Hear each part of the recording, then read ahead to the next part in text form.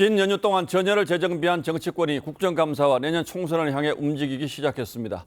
이재명 대표 신병 확보에 실패한 검찰도 추가 구속영장 청구는 사실상 어렵다고 결론 내고 불구속 기소를 위한 마무리 보강 수사에 속도를 내기 시작했습니다. 때문에 이재명 대표의 사법 리스크는 지금부터 본격화할 거란 분석도 있습니다. 김보근 기자가 취재했습니다.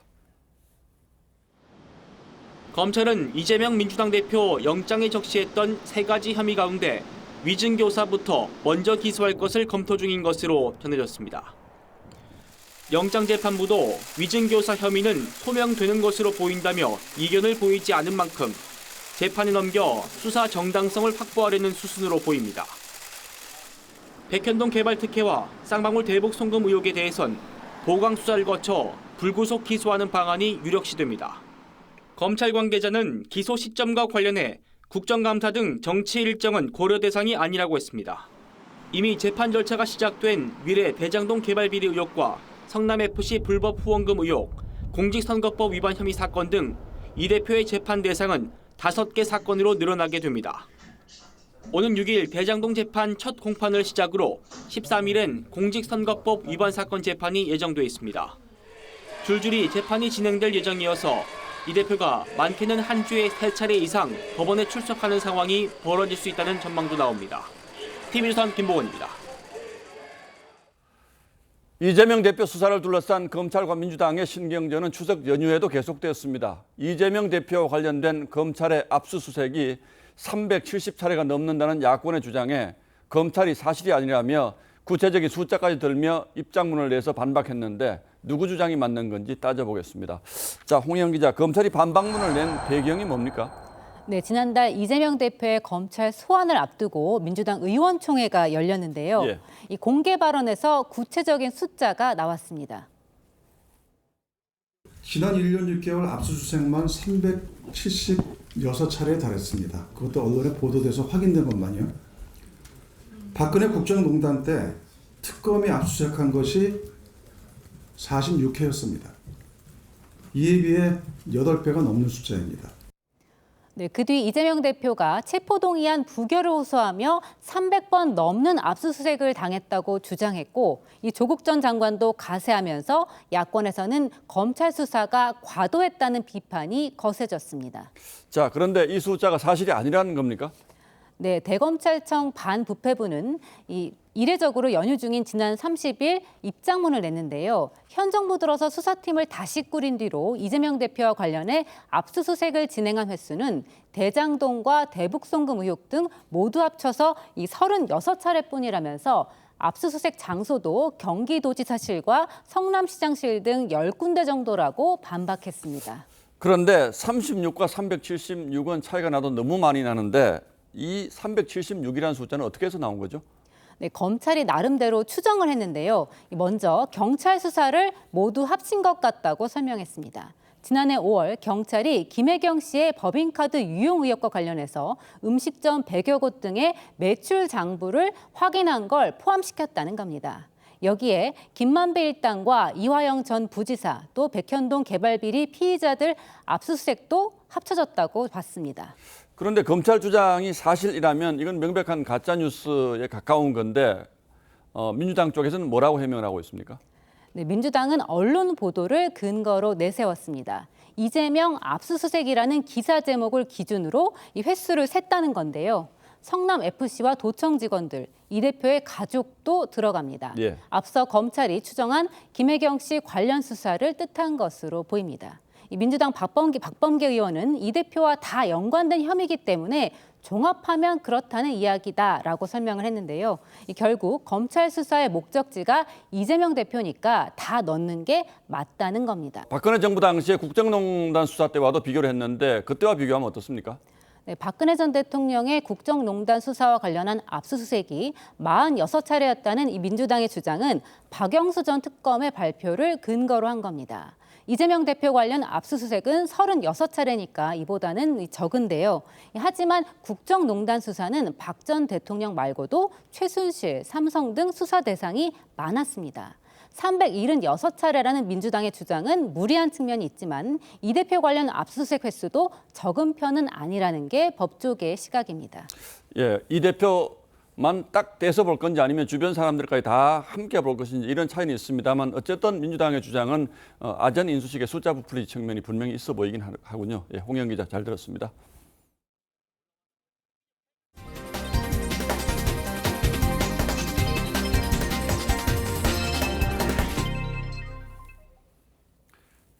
여야가 서울 강서구청장 선거에 사활을 건 총력전을 펼치고 있습니다. 여야 지도부가 연휴 중에도 총출동하다시피 했는데 정작 공천 경쟁에서 탈락한 당내 전 후보들의 반발이 만만치 않아 여야 모두 속앓이를 하고 있다고 합니다. 어떤 속사정이 있는 건지 황병준 기자가 알아봤습니다. 민주당 홍익표 원내대표와 당 소속 의원들이 TV토론 준비에 집중하고 있는 진교훈 후보를 대신해 유세차에 올랐습니다. 검찰에 의한 압수수색만 정권, 윤석열 정권의 확실한 경고장을 우리 강서구민께서 이번에 보내주시기 바랍니다. 김기현 대표를 비롯한 지도부가 총출동한 국민의힘도 정권 심판이 아닌 강서구 발전을 가로막은 민주당을 심판해달라고 호소했습니다. 한 번씩 바꿔봐야 정신을 차리지 그냥 계속 밀어주면 정신 안 차린다. 그게 인지상정 아니겠습니까? 여러분 제 말이 맞죠? 여야는 공천에서 떨어진 예비 후보들의 지원을 끌어내기 위해 안간 힘을 쓰고 있지만 상황은 녹록지 않습니다. 민주당 일부 예비 후보들은 진교훈 후보의 전략 공천에 반발하며 지원 유세를 거부하고 있고 당에 이렇게 공헌했던 사람들을 차별하게 무시하고 그 낙하산의 전략으로서 계속적으로 관행. 국민의힘도 김태우 후보와의 경선에서 탈락한 예비 후보가 선대위 위촉식에 불참하면서 뒷말이 나오고 있습니다. 본인이 지금 이제 몸이 안 좋다고 하니까 그걸 또 기대하기도 힘든 상황이거든요. 여야 모두 총력전에 나선 만큼 얼마나 지지층을 투표소로 끌어내느냐가 이번 선거 결과의 주요 변수가 될 것이란 전망이 나옵니다. TV조선 황병준입니다. 윤석열 대통령이 국군의 날인 어제 전방부대를 찾아서 북한이 도발을 하면 단 1초도 주저하지 말고 대응하라고 강하게 지시했는데 이 지시는 문재인 정부 당시의 9.19 남북 군사합의안은 정면으로 배치되는 겁니다. 9.19 합의에는 선보고 후 조치가 명문화되어 있기 때문이죠. 결국 대통령의 이번 지시가 9.19 군사합의 파기 수순으로 이어질 거란 분석이 나오고 있습니다. 윤동빈 기자가 취재했습니다. 우리 군의 교전 수칙은 김대중 정부 때 5단계까지 늘어났다가 제2연평해전과 연평도 포격 도발 이후 3단계로 줄었습니다. 특히 선조치 후보고가 원칙이 됐습니다. 바로 응징을 들어가야 돼. 거기서 무슨 전에도 이야기했지만 쏠까요 말까요가 나온다든지 자동으로 응징한다. 언제까지? 적이 굴복할 때까지. 하지만 지난 2018년 문재인 정부 당시 북한과 맺은 9.19 군사합의로 교전 수칙은 다시 5단계로 늘어났습니다. 교전 원칙도 북한이 도발하면 상부에 먼저 보고하라는 선보고 후 조치로 되돌아갔는데 당시 북한의 요구사항이었습니다. 실제 지난 2020년 북한군이 우리 전방초소로 고사총을 발사했을 때 사단장의 사격 명령을 기다리느라 20분가량 대응이 지체된 사례도 있습니다.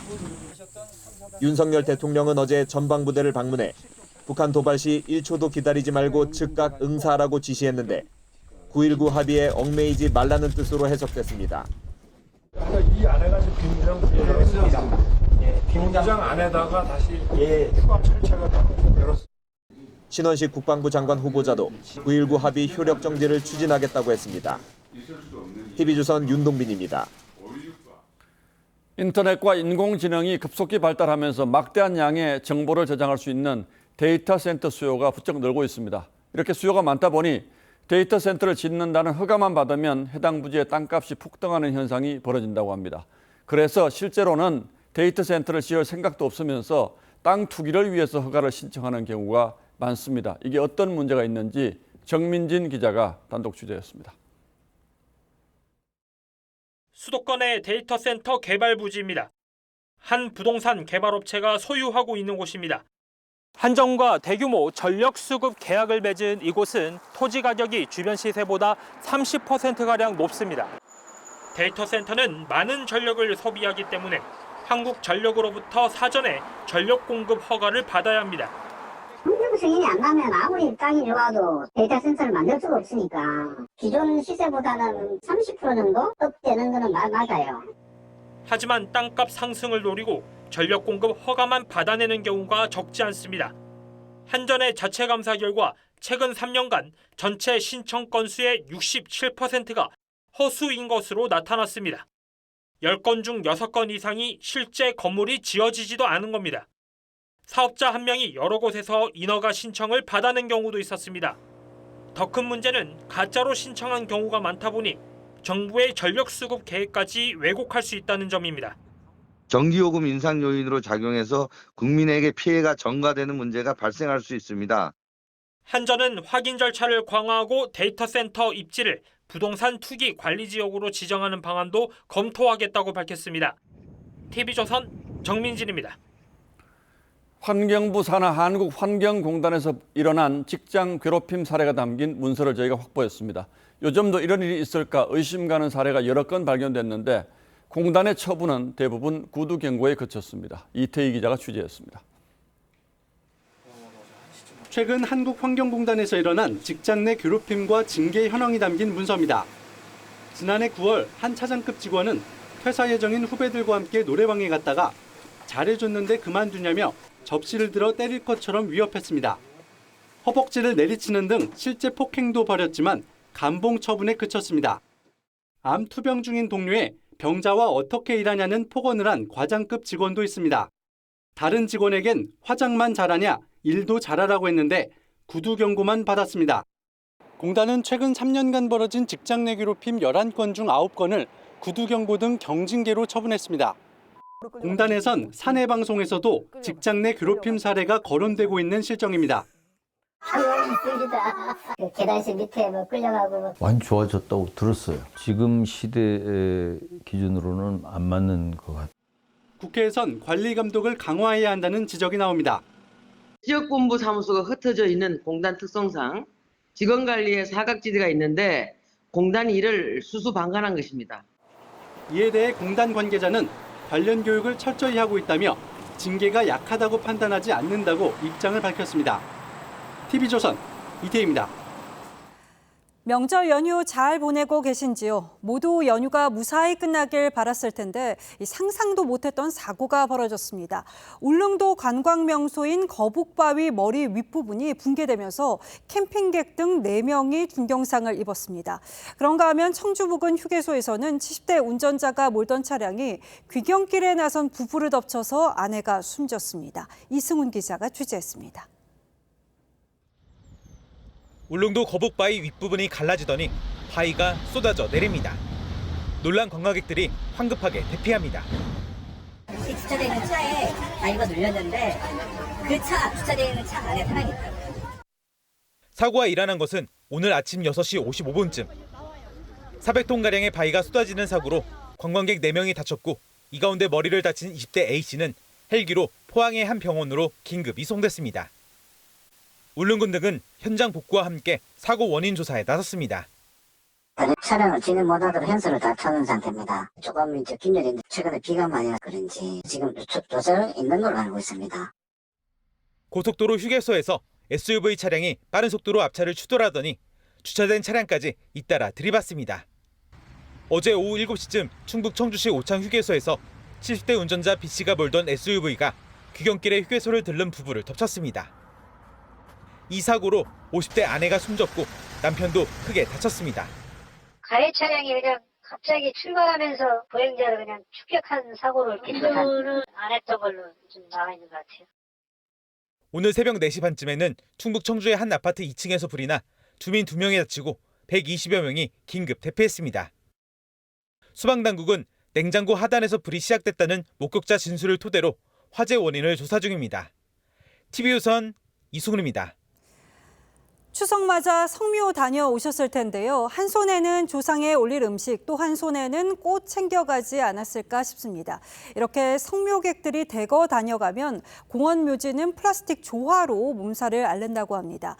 환경을 생각해달라는 지자체 호소에도 이번 추석 역시 플라스틱 조화 인기는 시들지 않았습니다. 하동원 기자가 전해드립니다.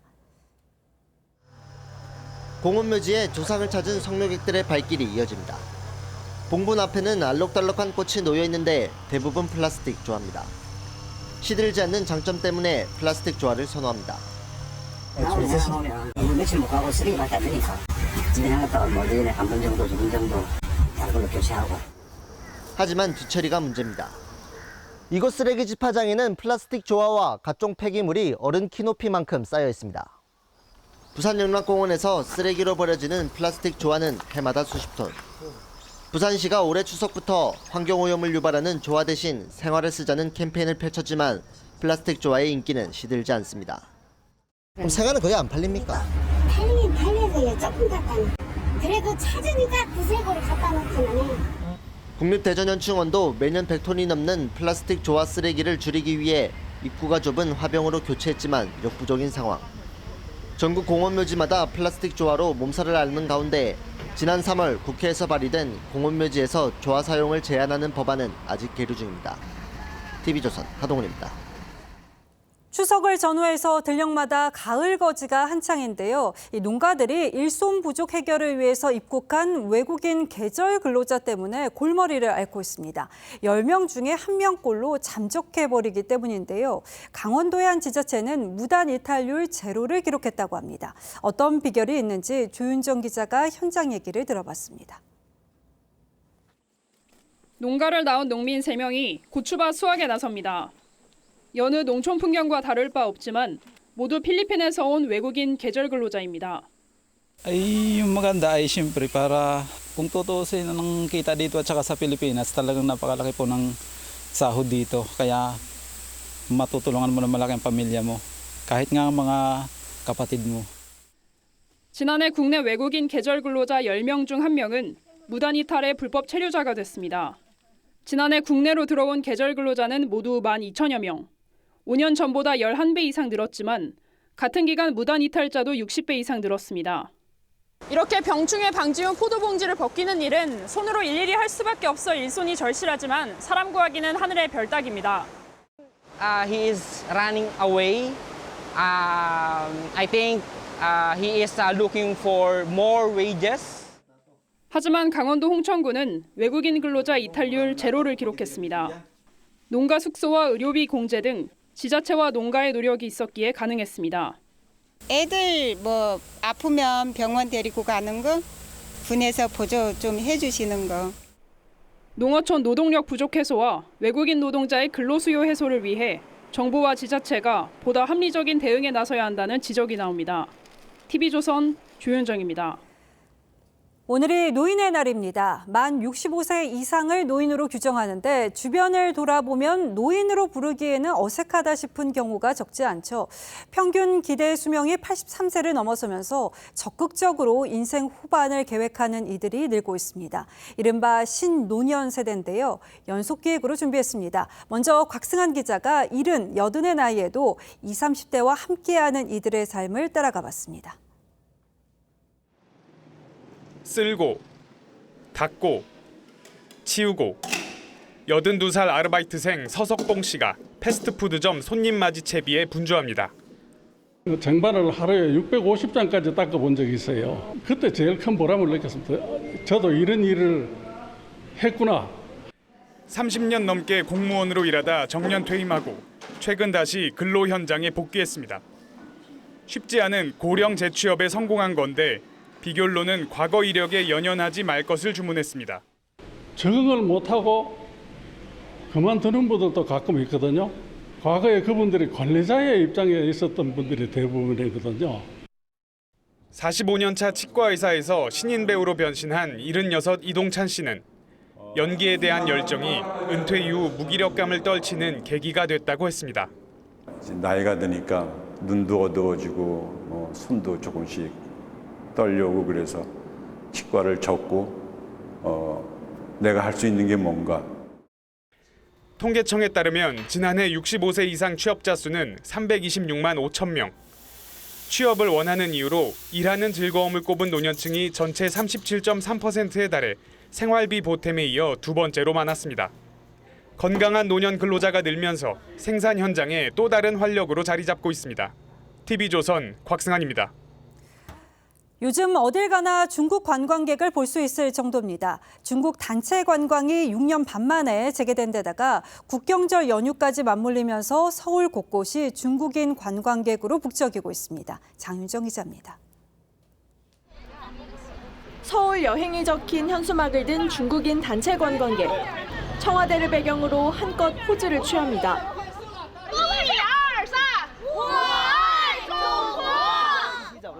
8일간의 국경절 연휴를 맞아 손자와 할아버지까지 3대가 처음으로 한국 땅을 밟았습니다.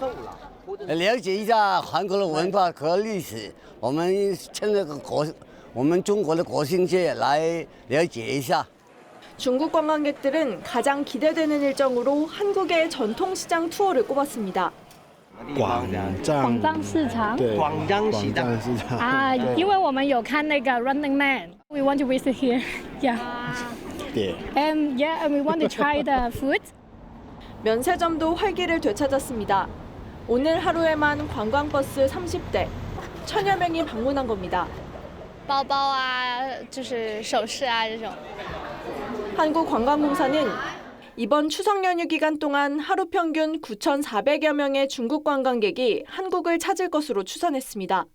코로나 이전인 2019년 대비 47% 회복된 수준입니다. 성수, 압구정 등과 같이 최근 외국인 관광객의 인기가 있는 관광지와 연계를 통해서 강남권 면세점 활성화를 위해 노력할 예정입니다. 중국 라이브 커머스 방송에서 판매한 서울 패키지 관광 상품은 하루 만에 6,300건, 금액으론 15억 원 이상 팔렸습니다. 6년 반 만에 재개된 한국 관광. 여행업계에 모처럼 활기를 불어넣고 있습니다. TV조선 장윤정입니다. 중저신용자의 급전창고이자 혁신금융으로 각광받았던 개인 간 대출, 온라인 투자 연계 금융업에서 경고음이 나오고 있습니다. 전체 대출의 70%가 부동산 대출인데 최근 부동산 시장이 침체기를 겪으면서 투자자들은 수익은커녕 원금 회수도 어려운 상황입니다. 정준영 기자의 보도입니다. 지난해 초 온라인 투자 연계 금융업체에 투자한 A씨. 안정적인 수익을 낼 수 있단 말에 신도시 아파트 담보대출에 돈을 댔습니다. 그런데 만기 8개월이 지나도록 수익금은 고사하고 원금을 뺄 수도 없어 발만 동동 구릅니다. 부동산 경기 침체 때문에 아파트가 팔리지가 않고요. 또 회수하기는 좀 어려울 것 같아. 일단은 기다려달라 이런 식으로 답변을. 온투업은 투자금을 모아 대출자들에게 돈을 빌려주고 그 이자를 나누는 구조로 부동산 관련 대출이 70%를 차지합니다. 그런데 최근 부동산 시장이 얼어붙으면서 온투업 52개사 전체 연체율은 9.5%까지 올랐고 부동산 PF 대출 전부가 연체된 곳도 있습니다. 상황이 이렇다 보니 투자금을 빼는 것도 쉽지 않습니다. 투자에 대한 권리를 대신 가져갈 사람이 나타나야 하는데 지금 같은 불경기엔 사실상 불가능합니다. 투자하셨던 분들이 스윗을 하시는데 많은 어려움을 겪고 계시기 때문에 기관 투자자들이 많이 참여할 수 있도록 그 제도적 보완을 할 필요가 있고 현재 온투업은 제도 미비 탓에 개인 투자자에게만 의존하는 상황. 정부가 기관 투자 기준을 마련해야 한다는 목소리가 점차 커지고 있습니다. TV조선 정준영입니다. 멕시코 북부의 한 성당에서 미사가 진행되던 중에 지붕이 무너지는 사고가 발생했습니다. 최소 10명이 숨지고 수십 명이 다쳤는데 어린이 사상자가 많습니다. 최원희 기자입니다. 뾰족한 삼각형 모양의 지붕이 갑자기 폭삭 내려앉습니다. 사람들은 놀라서 뛰쳐나옵니다. 멕시코 북부 타마울리파스주의 한 성당 지붕이 무너졌습니다. 현재까지 어린이 3명을 포함해 최소 10명이 숨지고 60명이 다친 것으로 집계됐습니다. 어린이 부상자도 상당수 포함됐습니다. 건물 안에는 100여 명이 모여 있었는데 미사가 막 끝난 뒤 아이들의 세례식이 진행될 예정이었습니다. 수십 명이 잔해에 깔린 걸로 추정되는 상황에서 군과 경찰, 구조견이 동원돼 구조 작업을 벌이고 있습니다.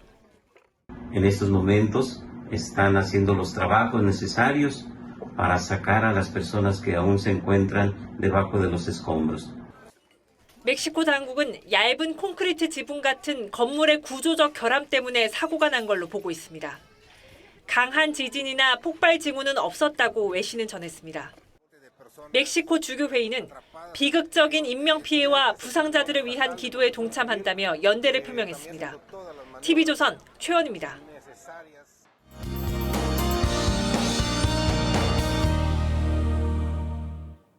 선선한 바람에 청명한 가을 하늘까지 가을색이 완연한 10월입니다. 연휴 마지막 날이자 개천절인 내일도 아침 공기는 쌀쌀하겠는데요. 서울이 아침에 15도로 출발하겠고 일부 지역은 한 자릿수로 떨어지겠습니다. 반면 낮에는 기온이 올라 일교차가 크게 벌어지니까요. 면역력 떨어지지 않도록 조심하셔야겠습니다. 내일은 전국이 구름 많다가 밤부터 맑아지겠고 오후에 전남 지역에는 빗방울이 떨어지겠습니다. 내일 아침 기온은 대전과 춘천이 12도 예상됩니다. 한낮에는 전주가 23도, 광주 24도로 오늘보다 조금 낮겠습니다. 내일부터 남해안과 제주 해안에는 너울성 파도가 일겠습니다. 달의 인력에 의해 해수면 높이까지 높기 때문에 불필요한 해안가 접근은 피해 주시는 게 좋겠습니다. 다시 일상으로 돌아오는 수요일에는 서울을 포함한 수도권과 영서, 충청 북부에 한때 비가 내리겠습니다. 날씨였습니다. 예, 10월 2일 월요일 뉴스9은 여기서 모두 마치겠습니다. 시청해주신 여러분 고맙습니다.